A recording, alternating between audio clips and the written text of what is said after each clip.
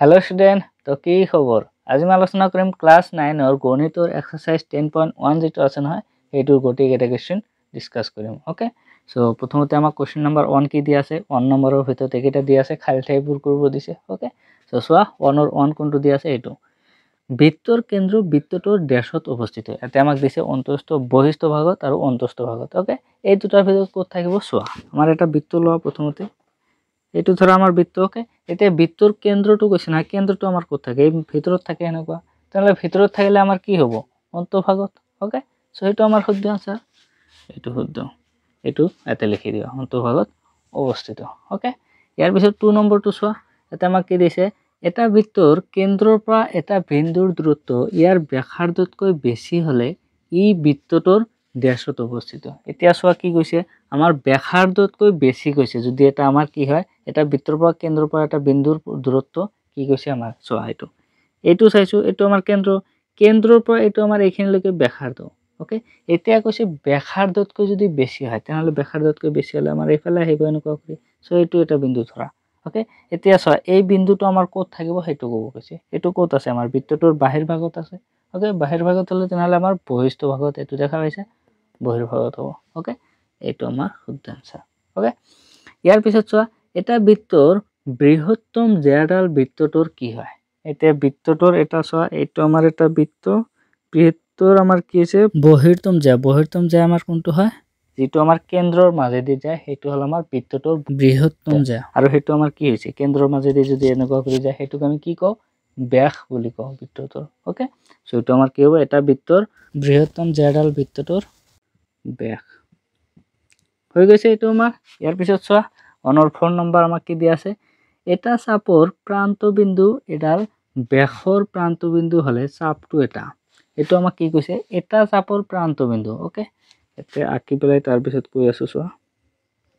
এটা চাপৰ প্ৰান্তবিন্দু এডাল ব্যাসৰ প্ৰান্তবিন্দু হলে ওকে তাৰ মানে ব্যাস এটা আকা প্ৰথমতে এটো আমাৰ ব্যাস আকা সো আমাৰ চাপ কোনটো আছে এইফালেও এটা চাপ আছে এইফালেও এটা চাপ আছে দুয়োফালে চাপ আছে এতিয়া চাপটো কৈছে কি ব্যাসৰ প্ৰান্তবিন্দু এটো ব্যাস আছে নহয় ব্যাসৰ প্ৰান্তবিন্দু ওকে এটো এটা বিন্দু সো হলে চাপটো এটা এই চাপটো যে আছে এই ব্যাসাৰ্ধ যেটো ব্যাস আমাৰ আছে ব্যাসৰ মাজেদি গৈছে আৰু আনটো আমাৰ এনেকুৱা এটা চাপ গঠন হৈছে এইটো এটা চাপ গঠন হৈছে দুয়োফালে গঠন হৈছে না তেনলে এই চাপটোক এইটুক বা এইটুক আমি কি বুলি কম হেতু আমি কি কম অৰ্ধ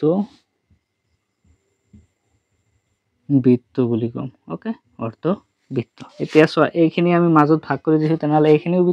বৃত্ত ভাগ কৰিছে অৰ্ধবৃত্ত ওকে ইয়াৰ পিছত সোৱা ইয়াৰ পিছত আমাৰ 5 নম্বৰটো অনৰ 5 আমাক কি দিয়া আছে সোৱা এটা বৃত্তৰ বৃত্তখণ্ড বৃত্তটোৰ এটা চাপ আৰু ড্যাশ মধ্যবৰ্তী ওকে এটো আমাক কৈছে এটো আমাৰ কিহৰ দ্বাৰা বুজাব সোৱা এটা বৃত্তৰ বৃত্তখণ্ড কৈছে বৃত্তখণ্ডটো কি হেতু আগতে বুজিব লাগিব এটা বৃত্ত আকিছে নহয়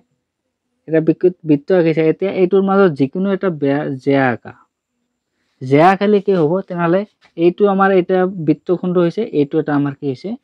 বৃত্তখণ্ড হৈছে বুজি পাইছা সো বৃত্তখণ্ড হ'বলৈ আমাৰ কি লাগে এটা চাপ লাগে আৰু আমাৰ কি লাগে এটা জ্যা লাগে তেনহলে আমাৰ কি হৈছে এটা বৃত্তৰ বৃত্তখণ্ড বৃত্তটোৰ এটা চাপ আৰু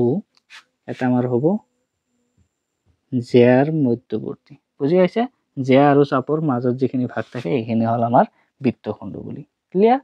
সো ইয়াৰ পিছত সোৱা অনৰ 6 নম্বৰ কি কৈছে এটা বৃত্তই বৃত্তটোৰ থকা সমতলখনক ড্যাশ ভাগত ভাগ কৰে কেনেকৈ ভাগ কৰে এতিয়া এটা বৃত্ত আকিছে এইটো আৰু এটা আকি দেখুৱাইছো সো এইটো এটা বৃত্ত আকিছো ওকে এই বৃত্তটো আমাক কেইটা ভাগত ভাগ কৰিছে এইটো এটা সমতল বুলি ধৰি লও ওকে বা এনেকুৱা এটা ৰাউন্ড দি দিছো সৰু কৰি লৈছো সমতলখন হল সমতল মানে কি তোমালোকৰ যিকোনো এটা প্লেন ঠাই বুলি ধৰিছো ওকে প্লেন ঠাই এইখিনি বাৰু ধৰিছো এতিয়া সোৱা এইটো আমাৰ বৃত্ত আকাৰ লগে লগে এই যেটো আমাৰ সমতলখন লৈছিলো এই সমতলখনক কেইটা ভাগত ভাগ কৰিছে প্ৰথমতে এইটো এটা ভাগ হৈছে বুজি পাইছা এইটো বহিৰ্ভাগ তাৰ পিছত এইটো এটা বৃত্তৰ ভিতৰত এইটো এটা ভাগ হৈছে ওকে এইটো এটা ভাগ তাৰ পিছত এই বৃত্তটো যে আকিছো জুইফালে দি গৈছে এই লাইনটো আমি ড্ৰ কৰিছো হেতু এটা ভাগ হৈছে সো আমাৰ তিনিটা ভাগ হৈছে বুজি পাইছা সো আমি কবলৈ হলে এটা বৃত্তই বৃত্তটো থকা সমতলখনক এটা আমাৰ হ'ব তিনিটা ভাগত ভাগ কৰে ওকে এইটো হ'ব আনসাৰ কিবা ডাউট থাকিলে কমেন্ট সেকশনত দিবা ইয়াৰ পিছত নেক্সট চাইছো সো এইটো হল আমাৰ কোৱেশ্চন নম্বৰ 2 ওকে এইটো সোৱা হসা বা মিছা লিখা আৰু তোমাৰ উত্তৰৰ যুক্তি দিয়া ওকে এইবিলাকৰ ভিতৰত কোনটো সঁচা কোনটো মিছা সেইটো আমাক উলিয়াব লাগিব তাৰ পিছত কিহৰ কাৰণে মিছা হ'ল সেইটো আমাৰ লিখিব লাগিব ওকে চোৱা তেনেহলে প্ৰথমতে কি কৈছে কেন্দ্ৰ আৰু বৃত্তৰ যিকোনো এটা বিন্দু সংযোগী ৰেখাখণ্ড বৃত্তটোৰ এডাল ব্যাসাৰ্ধ বুজি পাইছে এইটো কি কৈছে কেন্দ্ৰ আৰু বৃত্তৰ যিকোনো এটা বিন্দু এইটো চোৱা তোমালোকৰ এটা বৃত্ত আঁকিছো এইটো আমাৰ কেন্দ্ৰ ওকে এতিয়া কৈছে কেন্দ্ৰটোৰ লগত বৃত্তৰ যিকোনো এটা বিন্দু ইয়াতে আমাৰ বৃত্তৰ বিন্দুবিলাক সংযোগ হৈছে না সো যিকোনো এটা বিন্দু যদি আমি ইয়াতে সংযোগ কৰি দিও কেন্দ্ৰৰ লগত তেনলে আমাৰ হেতু কি হয় সংযোগী ৰেখাখণ্ড বৃত্তটোৰ এডাল ব্যাসাৰ্ধ এইটো আমাৰ ব্যাসাৰ্ধ হৈছে না নাই বৃত্তৰ ব্যাসাৰ্ধটো এইটোই আমি বৃত্তৰ ব্যাসাৰ্ধ কও ওকে তেনলে এইটো আমাৰ ঠিক ঠাকই কৈছে সো এইটোই এইটো তোমালোকৰ উত্তৰ সো লিখিবা কেনেকৈ লিখাৰ ধৰণটো এতেটো লিখাৰ ঠাই নাই সো লিখাৰ ধৰণ এতে দেখাই দিছো এনেকুৱা কৰি লিখিবা ওকে সো হৈ গল এইটো ইয়াৰ পিছত নেক্সট চোৱা 2 নম্বৰ এটা বৃত্তৰ সীমিত সংখ্যকে সমান জ্যা থাকে সমান জ্যা এতিয়া এইটো চোৱা বৃত্ত এটা আঁকিছো বা এটা আৰু এটা আঁকি দিছো ৰবা এইটো বৃত্ত আঁকিছো এতিয়া জ্যা কোনটো এইটো এটা জ্যা এইটো এটা জ্যা এইটো এটা জ্যা বা এইফালেও আমি এনেকুৱা কৰি আঁকিব পাৰো এইবিলাক আমাৰ জ্যা ওকে মানে বৃত্তৰ যিকোনো দুটা বিন্দু সংযোগ কৰি আমি জ্যা আঁকিব পাৰো এনেকুৱা কৰি অসীম সংখ্যক আমি জ্যা আঁকিব পাৰো ওকে এতিয়া কি কৈছে বৃত্তৰ সীমিত সংখ্যকে সমান জ্যা থাকে সমান জ্যা কিন্তু ওকে এনে আঁকিলে নহব সমান জ্যা এতিয়া চোৱা এইটো আমি জ্যা আঁকিছো না এইটোৰ সমান সমানকে আমি এতেও আঁকিব পাৰো ওকে এনেকুৱা কৰি আঁকিব পাৰো চোৱা তাৰ পিছত এইফালে আমি আঁকিব নোৱাৰো তাৰ পিছত চোৱা এইটো ইমান সমান আছে না ইমানখিনি দৈৰ্ঘ্যৰ আমি এইটো বিন্দুৰ লগত এনেকুৱা আঁকিব পাৰো তাৰ পিছত এনেকুৱা দৈৰ্ঘ্যৰে এইটো বিন্দুৰ লগত এনেকুৱা এইফালে আঁকিব পাৰো এনেকুৱা কৰি আমি অসীম সংখ্যক আঁকিব পাৰো ওকে সো এনেকুৱা কৰি চাইছে এনেকুৱা কৰি আমি অসীম সংখ্যক আঁকিব পাৰো কিন্তু ইয়াতে আমাক কি কৈছে সীমিত সংখ্যকে সীমিত নহয় কাৰণ এটা আমাৰ অসীম সংখ্যক বিন্দু থাকে ওকে বহুত বিলাক বিন্দু থাকে সো হেবিলাকৰ কাৰণে আমাৰ হ'ব অসীম সংখ্যক সো এটো আমাৰ কি কৈছে ভুল কৈছে সীমিত সংখ্যক কৈ পেলাই হিয়তে ভুল কৈছে ওকে সো এটো লিখিবা কেনেকৈ এনেকুৱা কৰি যে বৃত্তৰ অসীম সংখ্যক জ্যা থাকে ওকে সো এনেকুৱা কৰি হৈ গল ইয়াৰ পিছত চোৱা এটা বৃত্তক তিনিটা সমান চাপত বিভক্ত কৰিলে প্ৰত্যেকটো এটা অধিচাপ এটো আমাক কৈছে অধিচাপ কোনটো এইটো এটা বৃত্ত আছে নহয় এইটো বৃত্ত আছে ধৰা এইটো এটা ভাগ এতে আমাৰ দুটা বিন্দু দিছো ওকে এতিয়া যদি আমি কও এইখিনি যদি আমাৰ চাপটো কও এইখিনিক আমি কি কম অধিচাপ বুলি কম অধিচাপ ওকে আৰু এই সৰু ভাগখিনি আছে না এই সৰু ভাগটোক আমি কি কম উপচাপ বুজি পাইছা অধিচাপ আৰু উপচাপ মানে কি অধিচাপ হল আমাৰ আধাতকে বেছি